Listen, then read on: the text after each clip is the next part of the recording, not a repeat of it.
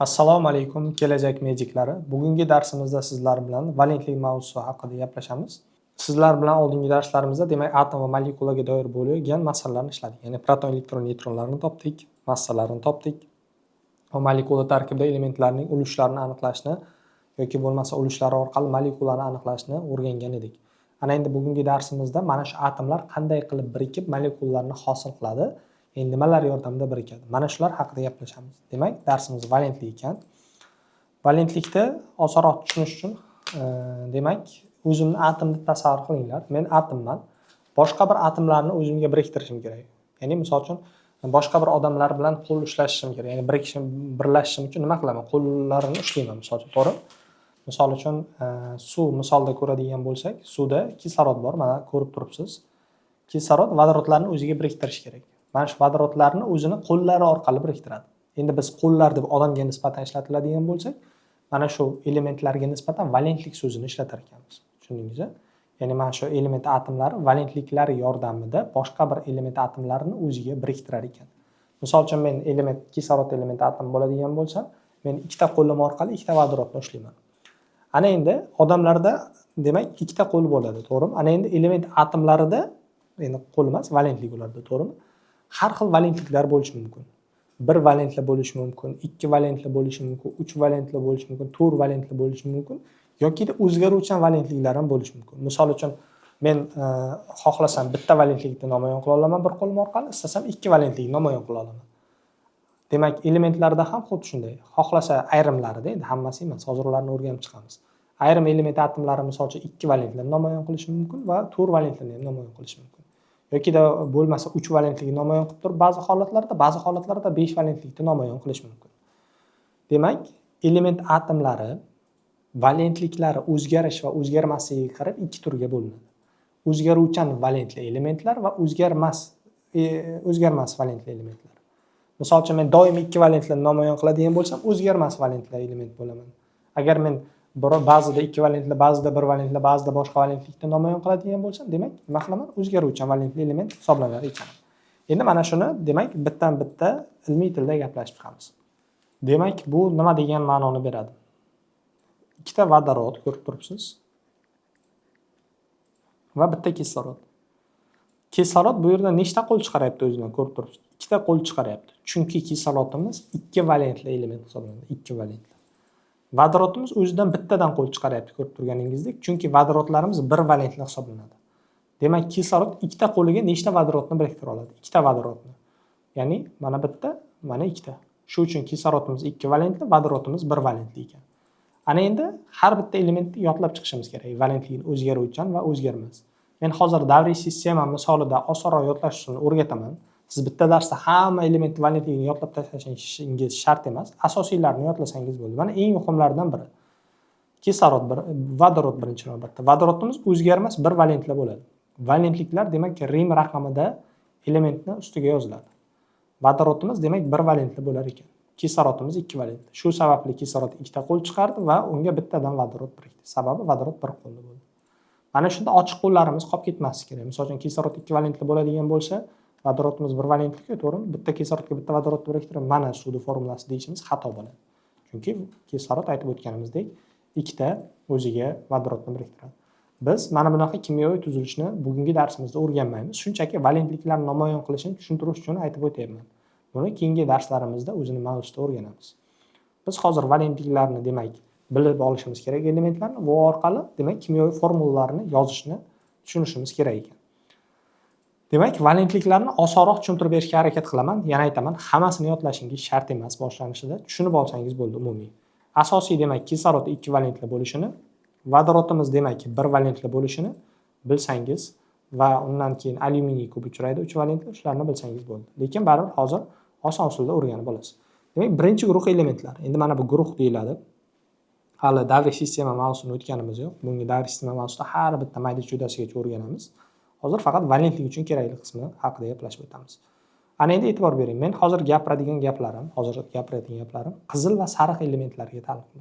Qizil va sariq. Mana bu ko'k va yashillarga taalluqli emas.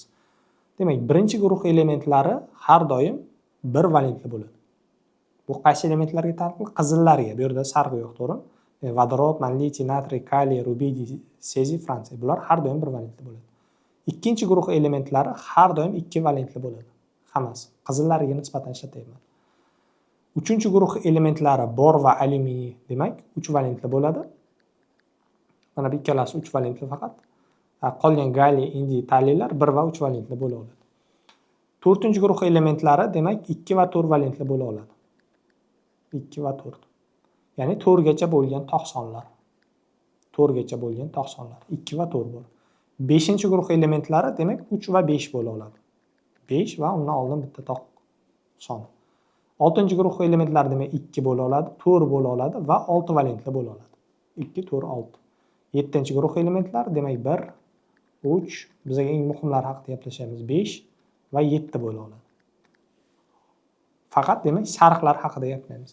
Faqat istisno holatlar bor, shuni aytib o'tib ketaman. Demak, mana buni 1, 3 deb qo'yamiz. Faqat 3 valentli bo'ladi, mana bu ikkalasi bor bilan alyuminiy faqat 3 bo'ladi. Ya'ni o'zgarmas 3. Demak, galliy, indiy, talliylar o'zgaruvchan 1 va 3 bo'lar ekan. Ana endi mana bu uglerod 3 va 4 valentli bo'ladi faqat. 3 va 4. Endi asosan 4 valentlisini gaplashamiz, 3 kam. Demak, qolgani kremniy, germaniy, qalay, qo'rg'oshinlar 2 va 4 valentli bo'la olar ekan. Mana bunda faqat bitta istisno holat bor, azot. Mana shu azotimizni yaxshi bilishingiz kerak. Azot demak 1 valentli bo'ladi, 2 valentli bo'ladi, 3 va 4 valentli bo'ladi. Demak, 6-guruh 2, 4, 6 dedik, faqat istisno holat mana kislorod. 2 valentli bo'ladi. 7-guruhdagi sariqlar demak 1, 3, 5, 7 faqatgina ftorimiz 1 valentli bo'ladi. Demak, istisno holatlar juda ham kam ekan. Siz demak qizil va sariqdagi hamma elementlarni demak valentliklarini yodlab oldingiz. Faqatgina mana istisnolarini yodlasangiz bo'ldi ekan. Demak, bor va alyuminiy faqat 3, azot 1, 2, 3, 4, kislorod 2, ftor 1. Qolganlar qoida bo'yicha, ya'ni birinchi guruh 1, ikkinchi guruh 2, uchinchi guruh 1, 3, to'rtinchi guruh 3, to'rtinchi guruh 2, 4, beshinchi guruh 3, 5, oltinchi guruh 2, 4, 6, demak 7-chi guruh 1, 3, 5, 7. Tushundingizmi? Faqat mana bulardan tashqari bularni mana shu qoidaga asosan yodlaysiz. Undan tashqari ko'k elementlarnikini ham yodlashingiz kerak. Faqat navbat bilan o'zi kitobingizda ham berilgan, yodlaganingizcha yodlang. Lekin nima desam ekan, o'zi mavzulari kelaveradi, sekin-sekin yod bo'lib ketaveradi bular. Asosiy bilishingiz kerak bo'lgani mana bu temir. Yozib qo'yaman. Temir demak 2 va 3 valentli bo'lishi kerak. 2 va 3 valentli bo'ladi, ya'ni o'zgaruvchan. Ya'ni temir xohlasa ba'zida 2 valentlikni namoyon qiladi, ba'zida 3 valentlikni namoyon qiladi. Mana bu rux va kadmiy ko'p uchraydi, bularni ham yodlab qo'ying. Rux va kadmiy demak 2 valentli. Keyin kumush mana bu 1 valentli. Mis mana bu demak 1 va 2 valentli. Ko'p uchraydiganlarni aytayapman endi. Endi xrom marganslar uchraydi, lekin hozircha mana shularni yodlang bo'ldi. Ya'ni umumiy qoida bo'yicha yodlaysiz. 1, 2, 3, 4, 5, 6, 7 umumiy qoida bo'yicha yodlaysiz. Ya'ni darsga qarab aytib biladigan darajada bo'lishingiz kerak. Va mana bu istisnolar azot, kislorod, ftor, temir, demak rux, kadmiy, kumush, mis. Kadmiy o'zgarmas 2 ekan. Rux ham o'zgarmas 2 ekan, ko'rib turibsizlar. Kumush ham o'zgarmas 1 ekan. Mana shu holatda yodlashingiz kerak. Ftor ham o'zgarmas 1 valentli bo'lar ekan. Kislorod ham o'zgarmas 2 bo'lar ekan. Oltingurt o'zgaruvchan o'zgarmasmi? Oltingurt mana aytdik 2, 4, 6 bo'ladi. Aytgan gaplarim sariq va qizillarga taalluqli tepada yozganlarim. Demak, valentliklarini biz yodlashimiz kerak ekan. Ya'ni oltingurt necha valentlik desam, siz davriy sistemaga qarab, ha, demak 6-guruhda turibdi. 6dagi ustunga demak 2, 4, 6 bo'ladi deb aytgan. Demak 2, 4, 6 valentli deb aytishingiz kerak bo'ladi. Bular o'zgaruvchan, ya'ni ba'zida 2 valentlikni namoyon qiladi, ba'zida 4, ba'zida 6. Buni demak bizga berilgan kimyoviy formula orqali topishni o'rganishimiz kerak. Endi biz o'zgarmas valentli elementlarni, valentliklarini bilar ekanmiz. Bittaga qarab turib, misol uchun kislorod 2, vodorod 1, alyuminiy 3 misol uchun va hokazo qolganlari ham. Ana endi modda formulasida elementning valentligini aniqlashni bilishimiz kerak. Aynan mana shu elementlar orqali, ya'ni o'zgarmas valentli elementlar orqali yonidagi elementning valentligini aniqlasak bo'ladi. Bu har doim bitta qoida orqali amalga oshiriladi. Demak, kimyoviy formulamiz 2 xil element atomidan tashkil topgan bo'lsa, mana ko'rib turganingizdek, hammasi 2 xil element atomidan tashkil topgan bo'lsa, qanday topiladi? Demak, qoida bor. Birinchi elementning umumiy valentligi ikkinchi elementning umumiy valentligiga teng. Umumiy valentlik nima degani? Birinchi navbatda mana bu yerga yozaylik. Umumiy valentlik. Umumiy valentlik valentlik bilan indeksni ko'paytmasiga teng. Misol uchun, mana bu uglerodning umumiy valentligi degani mana shu uglerodning valentligi bilan indeksini ko'paytmasi degan ekan. Tushundingizmi? Umumiy valentligi nimaligini. Bu birinchi qoida. Ikkinchi qoida, har doim birinchi element bilan ikkinchi elementning umumiy valentliklar ko'paytmasi teng bo'ladi. Ya'ni umumiy valentliklari ya'ni valentliklar ko'paytmasi teng bo'ladi. Ya'ni qanday? Kislorodning umumiy valentligini topib bilamanmi? Topib bilaman. Va u uglerodning umumiy valentligiga teng bo'ladi. Kislorodning valentligi necha? Birinchi beriladigan savol shu. Ya'ni ikki xil element atomidan tashkil topgan elementlarga qaraymiz. Qaysi biri o'zgarmas valentli? Men yoddan bilaman. Uglerodnikini aytdim, 3 va 4 bo'lishi mumkin. Bunda 3 mi yoki 4? Buni bilmayman. To'g'rimi?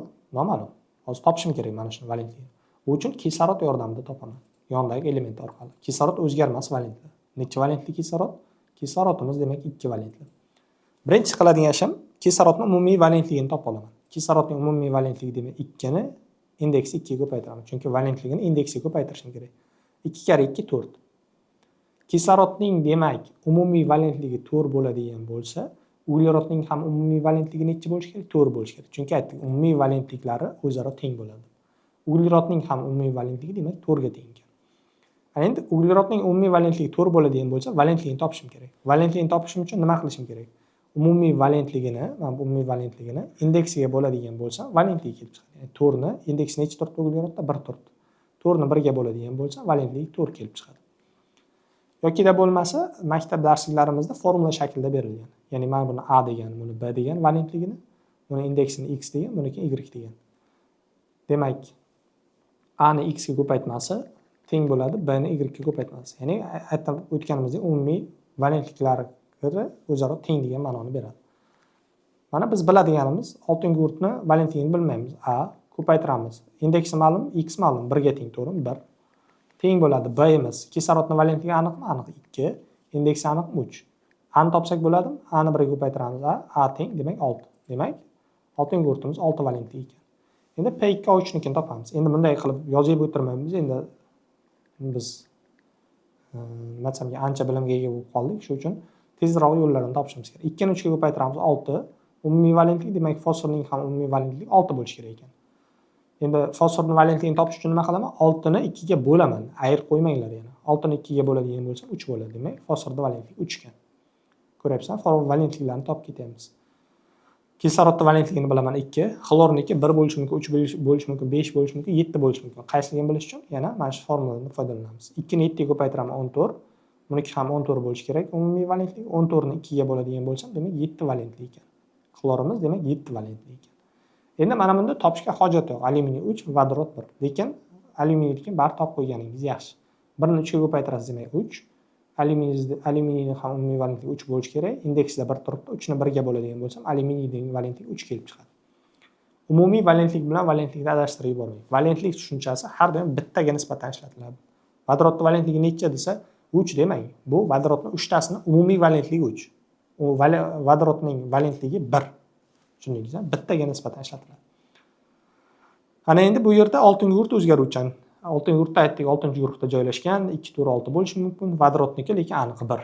1 ni 2 ga ko'paytiradigan bo'lsa, vodorodning umumiy valentligi 2. Oltinchi guruhning ham umumiy valentligi 2 bo'lishi kerak. 2 ni indeksi 1 ga bo'ladigan bo'lsa, valentligi 2 kelib chiqadi. Bundan endi ftorniki aniq. Men aytib o'tdim, ftorniki 1. 1 ni 4 ga ko'paytiradigan bo'lsa, ftorning umumiy valentligi 4. Uglerodniki ham 4 bo'lishi kerak. 4 ni indeksi 1 ga bo'ladigan bo'lsa, uglerodning valentligi 4 kelib chiqadi. Demak, ikki xil element atomidan tashkil topgan bo'lsa, o'zgarmas valentli element orqali o'zgaruvchan valentli elementning demak valentligi topilar ekan. Ana endi 3 xil element atomidan tashkil topgan bo'lsa, qanday topiladi? 3 xil element atomidan tashkil topgan bo'lsa, demak, 3-elementning umumiy valentligidan birinchi elementning umumiy valentligi ayriladigan bo'lsa, o'rtadagi elementning umumiy valentligi kelib chiqadi. Tushundingizmi? Demak, kislorodning endi bu hammasiga qoida tushadimi? Yo'q, istisno holatlar bor. Endi siz boshlang'ich o'rganayotganligingiz sababli shu shaklda o'rgatamiz. Kislorodning umumiy valentligini hisoblayman. 2 ni 4 ga ko'paytiraman 8. Vodorodning umumiy valentligi 1 ni 3 ga ko'paytiraman 3. Demak, o'rtadagining umumiy valentligini topish uchun kislorodning umumiy valentligidan vodorodnikini ayirishim kerak. Chunki fosforniki noma'lum. 8 dan 3 ni ayiradigan bo'lsam 5. Umumiy valentligi 5 kelib chiqdi. Valentligini topish uchun nima qilaman? Umumiy valentlikni indeksiga bo'laman. 5 ni 1 ga bo'lsam 5 kelib chiqadi. Bunda ham xuddi shunday. Kislorodning valentligi 2, kalsiyimiz ikkinchi guruhda joylashganligi uchun qizil elementida, buni oldin ko'rsatdim. Demak, 2 valentli bo'ladi. Mana, kalsiy ikkinchi guruhda turganligi uchun 2 valentli. Qo'rqmasdan 2 deb yozdim. 2 ni 4 ga ko'paytiraman 8, 2 ni kalsiyda pastda 1 turibdi indeksda. 2 ni 1 ga ko'paytiraman 2. 8 ni 2 ni ayiradigan bo'lsam, buni umumiy valentligi 6 bo'ladi. 6 ni 1 ga bo'lsam, demak, 6 6. Xuddi shunday kislorod 2, natriydiki 1. Natriyning birligini mana bu yerdan bildim. Birinchi guruhda joylashgan qizil element 1 bo'ladi deb aytib o'tib ketdim. 2 kara 6 12, 1 kara 5 5. 12 dan 5 ni ayirsam, xlorning 7 valentligi ekan. Bu yerda 7 valentli ekan. Endi mana bunda topaman. Kislorod 2, alyuminiy 3 deb aytdik. 2 kara 4 8, buniki 3. 8 dan 3 ni ayirsak 5. Fosforniki 5 ekan. Misol uchun sal murakkabroq bo'lishi mumkin. Alyuminiy 4, P2 A7. Misol uchun 4 xil elementdan tashkil topgan bo'lishi mumkin, boshqacharoq bo'lishi mumkin. Uni keyingi darslarda o'rganib o'tamiz. Ya'ni valentlik mavzusida o'tilmaydi bu narsalar. Aynan misol uchun tuzlar qismida o'rganamiz ko'proq. O'rtadagini topishimiz kerak. 2 kara 7 14, 1 kara 4 4. O'rtadagini umumiy valentligini topish 14 dan 4 ni ayiramiz. Fosforning umumiy valentligi 10 ekan. Fosforning valentligini topishimiz kerak. 10 ni 2 ga bo'ladigan bo'lsa, demak valentligi 5 ga teng ekan. Demak, sizlar bilan modda formulasi berilgan bo'lsa, valentlikni topishni o'rgandik. Ana endi shuni teskarisini o'rganamiz. Valentliklari berilgan bo'lsa, ana endi formulani yozishni o'rganishimiz kerak. Endi hozir faqat 2 xil element atomidan tashkil topgan birikmalar uchun o'rganamiz. Sababi 3 xil elementdan tashkil topgan moddalardagi u sinflarda o'rganamiz. Ya'ni asoslar, kislotalar, tuzlar sinflarida o'rganamiz. Chunki ularni bilmasdan turib, 3 xil elementdan tashkil topgan birikmalarni, demak, valentligi haqida gapirishimiz nisbatan xatoroq bo'ladi. Demak, 2 xil elementdan tashkil topgan birikmalarning valentligi berilgan bo'lsa, formula qanday yoziladi? Berilgan valentliklar xuddi shu tartibda birinchi navbatda ustiga qo'yib olinadi. Ikkinchi qoida, demak, mana shu valentliklarni indeksiga tushirib yozamiz. Teskari holatda kislorodniki alyuminiyga, alyuminiydagi kislorodga. Ya'ni ko'chadi buniki bunga, buniki bunga degan qoida asosida. Demak, alyuminiy 2A3. Bunikini ham yozib olamiz. Kalsiy 2A2. Buniki 1 yozilmaydi, to'g'rimi? Buni 5 bunga tushadi. Shunchaki joyini 12 ni bunga, 12 ni bunga qilib chiqayman.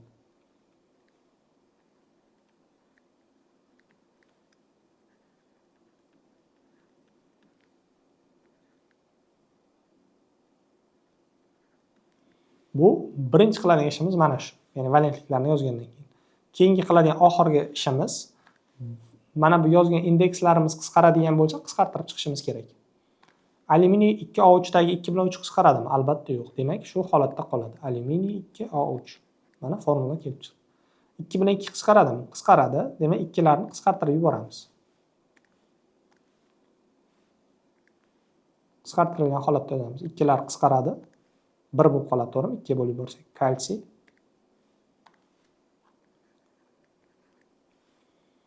Keyingisi, fosfor bilan ftor o'zi 1,5 qisqarmaydi bundan boshqa, to'g'rimi? Demak, shu holatda yoziladi. CH4 ham shu holatda yoziladi. Magniy xlorid ham shu holatda yoziladi, qisqarmaydi chunki. Bular ham qisqarmaydi. Brom 2A7. Mana bular qisqaradi. 2 bilan 4 o'zaro qisqarib ketadi. Demak, uglerod disulfid bu. Mana shu holatda yoziladi. Tushundingiz-a? Demak, birinchi holatda valentliklarni yozasiz, ikkinchi valentliklarni indeksiga shunday tushirib qo'yasiz, keyin qisqaradigan indekslar bo'lsa qisqartirasiz. Mana shu oxirgi to'g'ri holat. Ya'ni siz hozir mana shu valentlik mavzusida mana shuni tushungan bo'lsangiz bo'ldi. Demak, valentlik paragrafimiz mana shu edi. Sog' bo'ling, salomat bo'ling.